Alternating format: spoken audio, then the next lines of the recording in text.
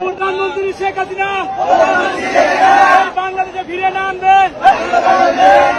কতদিন পর্যন্ত এই রাজপথ ছাড়বো না।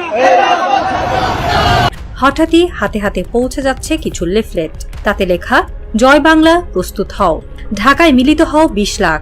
রিকশাচালক রহিম চোখ কচলে পড়লেন কাগজটা, নিঃশ্বাস টেনে বললেন, আবার বুঝি কিছু হবে ভাই? আগস্ট মাস গেল, কিন্তু সেপ্টেম্বরে দেখি ঝড় আসছে।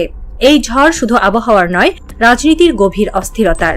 ক্ষমতাচ্যুত আওয়ামী লীগ আগস্টে যেসব পরিকল্পনা করেছিল তা কাজে আসেনি, কিন্তু সেপ্টেম্বরে তারা বদ্ধপরিকর ঢাকাকে নরক বানাতে ২০ লাখ মানুষের ঢল নামাতে।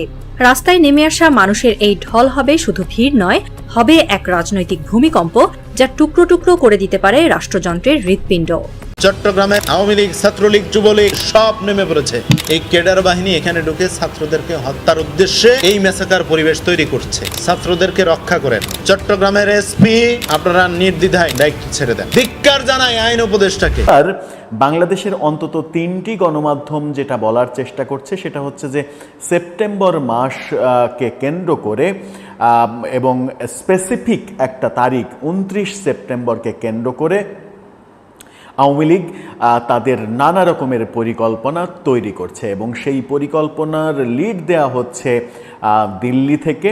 এই পরিকল্পনার পেছনে অনেক কিছু রয়েছে। বাংলাদেশের গণমাধ্যমগুলো যেমন বলছে যে আওয়ামী লীগ নানা ধরনের ষড়যন্ত্র করছে। সম্মানিত দর্শক, নতুন একটি নিউজে আপনাকে স্বাগতম। আজকে দিনের বাংলাদেশের রাজনৈতিক যে পরিস্থিতির তৈরি হয়েছে তারই আলোকে খুবই গুরুত্বপূর্ণ কিছু ভিডিও নিয়ে আপনাদের সামনে হাজির হয়েছি। তাই আজকের ভিডিওটি দেখলে বাংলাদেশের রাজনৈতিক সর্বশেষ পরিস্থিতি সম্পর্কে খুবই গুরুত্বপূর্ণ কিছু তথ্য পেয়ে যাবেন। আজকের ভিডিওটি কতটা গুরুত্বপূর্ণ হতে যাচ্ছে তা ভিডিওর প্রথমের অংশবিশেষ দেখে আপনারা বুঝতে পেরেছেন এবং কোন বিষয়টির দিকে ইঙ্গিত করছে সেটাও বুঝতে পেরেছেন। বিস্তারিত দেখে আসবো তার আগে ছোট করে একটি অনুরোধ, আপনারা যদি এ ধরনের আপডেট নিউজগুলো সবার আগে পেতে চান অবশ্যই চ্যানেলটি সাবস্ক্রাইব করে বেল আইকনটি অল করে দিবেন। ইতিপূর্বে যারা সাবস্ক্রাইব করেছেন তাদেরকে অসংখ্য ধন্যবাদ। চলুন দর্শক, একটি লাইক দিয়ে একে একে সেই ভিডিওগুলো দেখে আসি। আসসালামু আলাইকুম।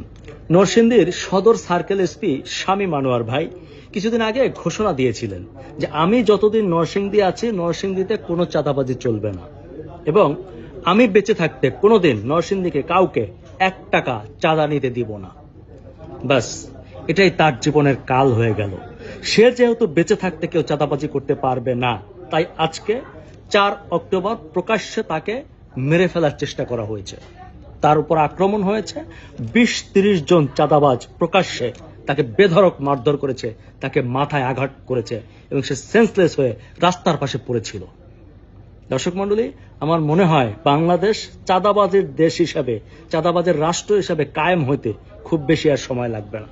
একজন এসপি, এটা তো চারটিখানি ব্যাপার না। তিনি ডিউটিরত অবস্থায় ছিলেন, তার সাথে ফোর্স ছিল।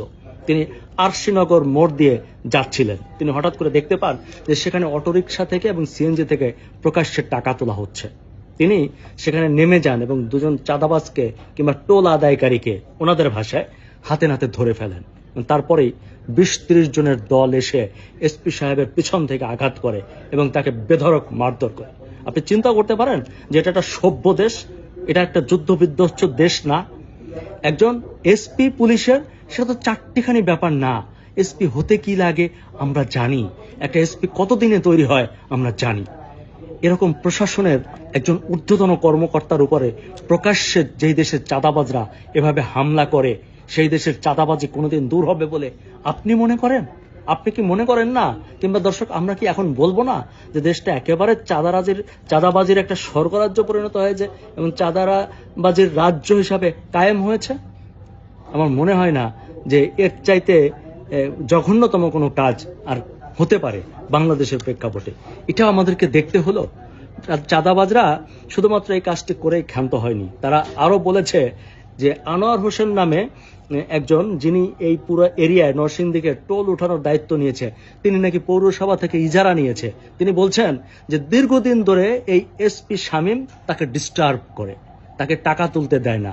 এর আগে আরো ২ জন কর্মীকে এই শামীম সাহেব ধরে নিয়ে গেছে, নিয়ে জেলে দিয়েছে। এবং সেই ক্ষোভ থেকে আজকে এই শামীম সাহেবের উপরে হামলা করেছে। চিন্তা করেন, একজন চাঁদাবাজ প্রকাশ্যে বলে বেড়ায় যে তার কাজে বাধা দেয় একজন এসপি সাহেব। তার মানে কি, এই দেশে চাঁদাবাজরাই শক্তিশালী এবং চাঁদাবাজরাই ন্যায় কাজ করতেছে। এসপি সাহেব যিনি, তিনি এই চাঁদাবাজের কাজে বাধা দিয়ে ভুল করছে, তার অপরাধ হয়ে গেছে। আর আমরা যারা এই চাঁদাবাজি নিয়ে কথা বলি রাস্তাঘাটে, আমরাও যাদের লড়ানি দেয়, আমরা যারা মার খাই, আমরাও অন্যায়কারী। তাহলে হবে কি জানেন, যে এই দেশে এরকম ভালো অফিসাররা একসময় থেমে যাবে। আমরা কথা বলা বন্ধ করে দেব, যার ফলে হবে কি, ওই যে চাঁদাবাজির একটা স্বর্গরাজ্য এবং চাঁদাবাজিও রাজ্য কায়েম হয়ে যাবে বাংলাদেশে। সম্ভবত কেউ কেউ এটাই চায় এবং এটাই অনেকটা হয়ে গেছে। অপেক্ষা করেন, ভবিষ্যতে জানি না আর কি কি দেখতে হবে। তবে আমার খুবই দুঃখ লাগছে, আফসোস লাগছে এই মানুষটির জন্য। আমি যতদূর জানি এই পুলিশ অফিসার অত্যন্ত ভালো একজন মানুষ। আল্লাহ তাকে দ্রুত সুস্থতা দান করুক। এবং পুলিশ প্রশাসনকে বলবো যে অন্তত এখন হলেও ঘুরে দাঁড়াতে হবে, এর দাঁত ভাঙার জবাব দিতে হবে। আমরা দেখতে চাই চাঁদাবাজিরা সত্যিকার অর্থে কতটা শক্তিশালী। হয় চাঁদাবাজরা থাকবে, না হয় আমরা থাকবো। জানি না, হয়তো আমাদেরও মৃত্যু হতে পারে। দেখা যাক কি হয়। দেখতে পেলেন বিস্তারিত। এ সম্পর্কে আপনাদের মন্তব্য কমেন্টে লিখে পাঠাবেন। ভিডিও ভালো লাগলে চ্যানেলটি সাবস্ক্রাইব করতে ভুলবেন না। এবারের মতো এখানেই বিদায় নিচ্ছি।